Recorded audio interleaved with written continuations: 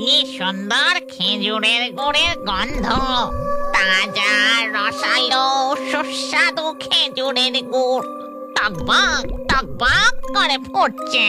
খেজুর গুড় খেকো ডাইনি আড়াল থেকে পাঁচুদের বাড়ির উঠানের দিকে একভাবে তাকিয়ে থাকে, কারণ উঠানে পাঁচুর বউ খেজুর গুড় তৈরি করছে। গিন্নি, এই দেখো, আরো 2 হাঁড়ি রস পেরে নিয়ে এসেছি।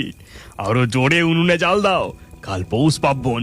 কালকের বাজারে শুধু আমার কাছে টাটকা খেজুরের গুড় পাওয়া যাবে, আর আমি চড়া দামে বেচবো। কি বলো গিন্নি?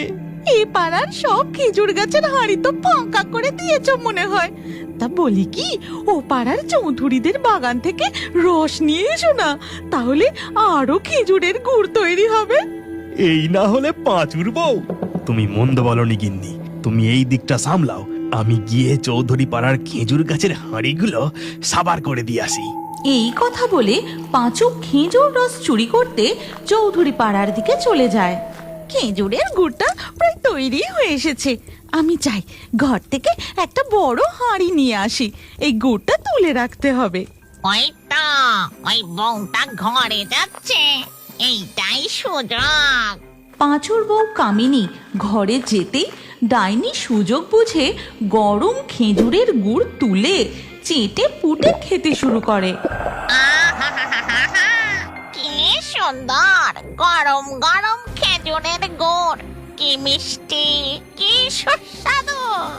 ডাইনি মনের আনন্দে পাঁচুদের উঠানে বসে গরম খেজুরের গুড় খেতেই থাকে। ওদিকে ঘর থেকে পাঁচুর বউয়ের বেরিয়ে আসার শব্দ পেতেই মনে হয় বউটা এই দিকেই আসছে, আমায় দেখে ফেললে যে আবার ভিমরি খাবে। কি করে কি করে? ওই খেজুর গাছে একটা হাঁড়ি ঝুলছে দেখছি, যাই ওর মধ্যেই ঢুকে পড়ি। এই কথা বলেই ডাইনি সোজা পাঁচুদের উঠানের পাশে খেজুর গাছের হাঁড়ির মধ্যে ঢুকে যায়। একি, এই হাঁড়ির ভিতরটা যে একদম ফাঁকা দেখছি, একটুও রস নেই। যাকে বেশ ভালোই হলো, এই হাঁড়ির মধ্যে আমি সংসার পেতে বসবো, আর মাঝে মধ্যে বেরিয়ে ওদের খেজুরের গুড় চুরি করে খাবো। ওদিকে তখন পাঁচুর বউ ঘর থেকে বেরিয়ে উনানের কাছে গিয়ে দেখে কড়াতে একটুও খেজুরের গুড় নেই। এ কি, এক কড়া খেজুরের গুড় কোথায় উধাও হয়ে গেল? শিয়াল কুকুরে খেয়ে গেল নাকি? কিন্তু গরম ফুটন্ত গুড় খাবেই বা কি করে? এ তো আশ্চর্য ব্যাপার। উফ, কি ঠান্ডা রে বাবা, শীতটা একেবারে জাঁকিয়ে পড়েছে। এই তো আর একটা খেজুর গাছে রসের হাঁড়ি দেখছি, তাড়াতাড়ি গাছে উঠে হাঁড়িটা খালি করে দিই। এই কথা বলে পাঁচু তরতরিয়ে খেজুর গাছে উঠে পড়ে। এই কনকনে নিশুতি রাতে কেউ কোথাও নেই। পাঁচু, আজ তোকে ধরে কে? তারপর পাঁচু খেজুর রসের হাঁড়ি নিয়ে নিচে নেমে আসে।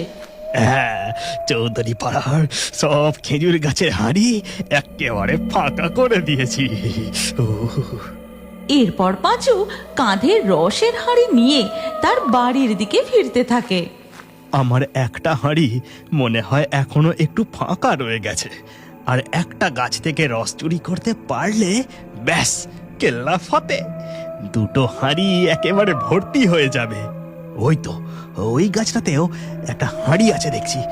এই কথা বলে পাঁচু তার কাঁধ থেকে রসের হাঁড়ি নামিয়ে রেখে আবার খেজুর গাছে উঠতে থাকে। ঠিক তখনই পাঁচু কি যেন শুনতে পেয়ে হঠাৎ থমকে যায়।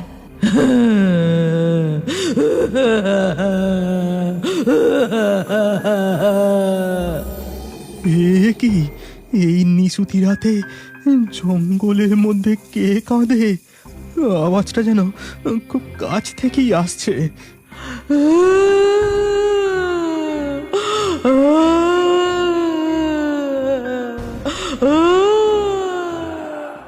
এই গল্পের পরবর্তী পর্ব যদি তোমরা দেখতে চাও তাহলে কমেন্টে নেক্সট পার্ট অবশ্যই লেখো, আর আমাদের ফেয়ারি টুনস বাংলা ফেসবুক পেজটি এক্ষুনি ফলো করে নাও। এই গল্পটি ভালো লাগলে লাইক দিয়ে শেয়ার করে দাও।